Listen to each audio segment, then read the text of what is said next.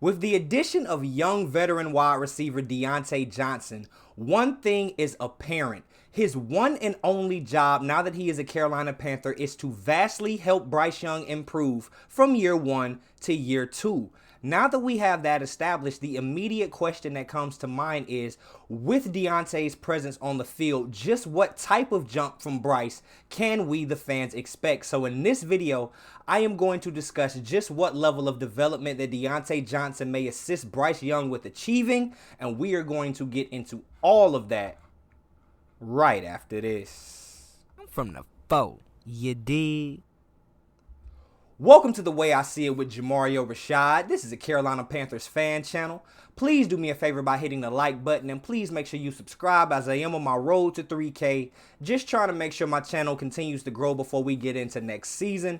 Now that that's out of the way, let's go ahead and get to the rest of the video. Now, what is this development? What is this natural progression that I was alluding to at the beginning of the video? Well, there are a couple of apparent examples that have happened over the last 5 years that I want to call your attention to right here on your screen. The first and most apparent over the last 5 years would be the addition of Amari Cooper to the Dallas Cowboys, helping Dak Prescott reach new heights as a quarterback, and he's stayed there ever since Amari Cooper's presence has been felt on the field. The same thing, and even to a further extent, could be felt with the development that could be seen in Josh Allen once Stephon Diggs joined the Buffalo Bills back in 2020. Josh Allen equated for more than 1,500 more yards than he did the year prior, like nearly 10 more. He was just out of this world with the addition of Amari Cooper. And then you also have A.J. Brown to come in and help a young second-year Jalen Hurts, as well as the Cincinnati Bengals drafting Jamar Chase, Joe Burrow's former teammate, just one short year after they drafted him. Now, these are the four examples that I'm pretty sure everybody knows about, but in my mind, there are two of these examples that just stand out over the rest, and those two would be the addition of Stephon Diggs as well as Amari Cooper going to the Dallas Cowboys. When we saw the addition of these two receivers to their respective teams, the quarterbacks that were throwing them the ball did a complete 180, and their career trajectory took a completely different turn when they were able to get these guys on the field. Just for perspective, the numbers that you are seeing right now are, and of course, I will admit that there are a litany of things that happen over an offseason. There's coaching changes, there's additions to the offensive line. I'm all of that. I completely understand all of those variables, but for the sake of this video, we are going to equate the addition of the wide receiver to the acceleration of the offense for 1 year to another. So with that being the case and that being established, when Stephon Diggs stepped foot in Buffalo, you saw Josh Allen have 1,454 more yards. He threw for 17 more touchdowns, 82 more first downs. His completion percentage increased by 9.4, and his passer rating went up by 21.2, and his overall QBR increased by nearly 30 points. That is an outrageous jump from 1 year to the other, and one thing only that jumped off the screen that could be pointed to as correlation, damn near causation, would be the addition of Stephon Diggs. Now, more like a little lesser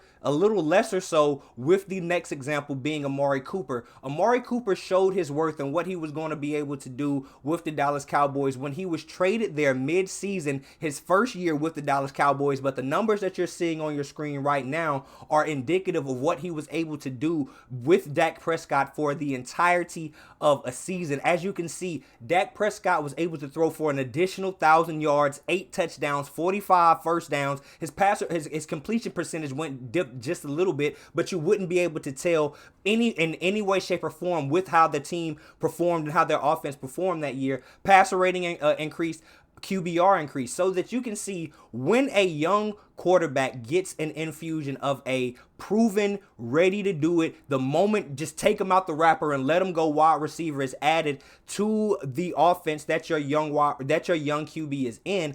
oftentimes you can expect there to be a very significant jump solely due to the increased level of talent that your quarterback will be throwing the ball to. So with that being established, that brings us all the way back to Diontae Johnson. So just what exactly can we expect from Diontae Johnson, and what will Diontae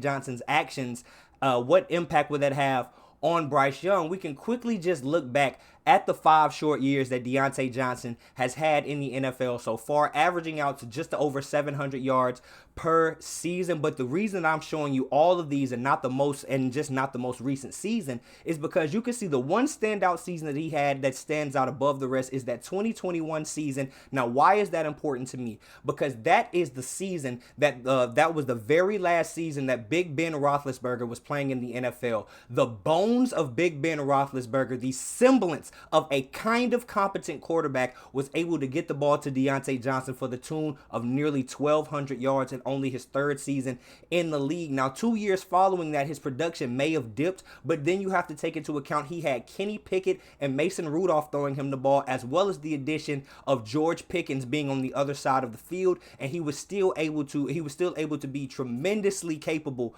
out there on the field. And when you look at his most recent numbers, he only played in 13 games, only started in 11. If he was afforded the same opportunity, snaps, and games as he was back in 2021, he nearly could have outdone himself.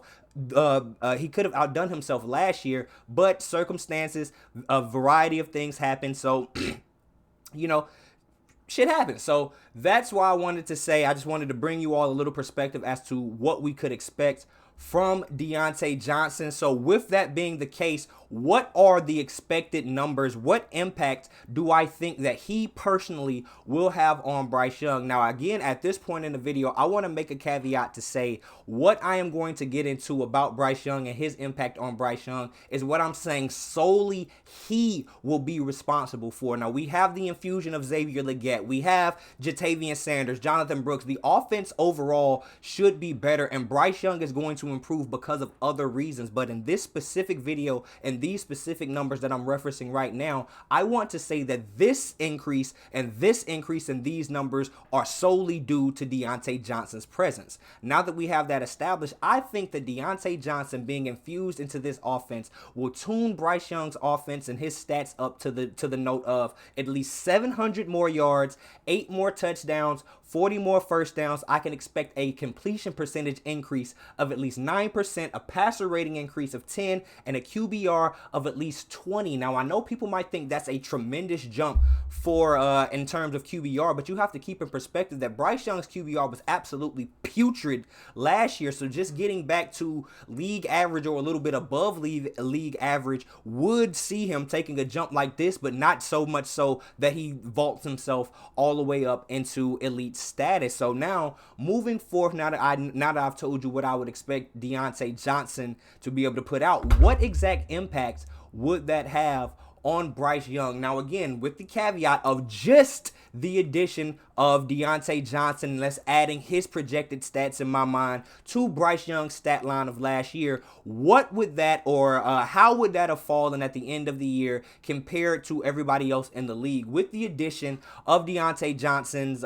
700 yards, Bryce Young would have only finished with 3,500, would have still put him at 17th in the league, only 19 touchdowns, that's 18th, 173 first downs, which is 15, right about middle of the pack, a completion percentage of 68.6, which is what everybody already expects out of Bryce Young, for him to be that processor, for him to be that anticipatory thrower, and his completion percentage should be what is the thing that stands out on the stat sheet when it comes to him solely because of his play style. So this increase up to this level would not be surprising, and I believe a lot of people are anticipating that this would be possible with or without Diontae Johnson. But with that jump, that would put him in the top 10, right up at number number 6, increasing his passer rating to 23rd and his QBR to 53.4, which is still 20th in the league, but comparing that to be 20 points higher than it was last year at 33.4, which was, I believe, second to last, only in front of Zach Wilson.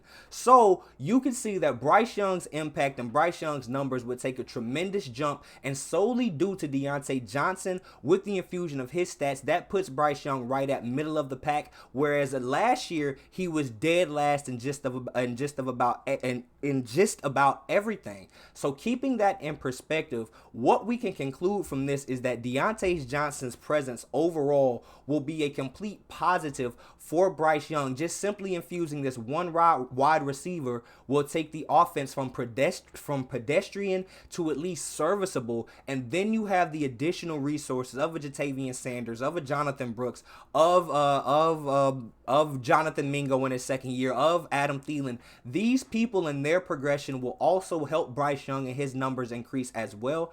But you could see with just the infusion of Diontae Johnson, it only put Bryce Young at about middle of the pack. So what type of level compared to that A.J. Brown, Stephon Diggs? I do not think that Diontae Johnson will help Bryce Young to take that big of a jump, at least not in this season, but I do think that he will help Bryce Young to become a much more serviceable quarterback, help him to establish himself as the franchise guy moving forward. He may not become an all-pro, he may not become a Pro Bowler this year, but he will establish that what we thought we could get from Bryce Young, all of that is still in there, all of that is still being molded, and with the addition of guys the likes of a Diontae Johnson, one day in the near future, maybe not next year, but soon, we could get there, and we could have the offense the likes of that Josh Allen, Stephon Diggs, Bills, and Jalen Hurts, A.J. Brown. We might get there one day, but it'll take time. But one thing we can conclude from the Diontae Johnson pickup is we are a lot closer than we were last year. So with that being the... keep shaking the table. With that being the case, what do you all think about this Diontae Johnson pickup? Do you all think that this will help Bryce Young improve tremendously, even make him into one of the upper echelon QBs in the league? Or do you just see this as being something that's going to help Bryce along his natural progression, making his progression be a little bit more linear, hopefully being year to year, not bottoming out, not seeing too many peaks or valleys, just keeping it steady going across? Whatever you all think, leave your comments down in the comment section, and I'll be sure to get back to you then. But until next time, I am Jamario Rashad. This is the way I see it, and I'm out. Peace.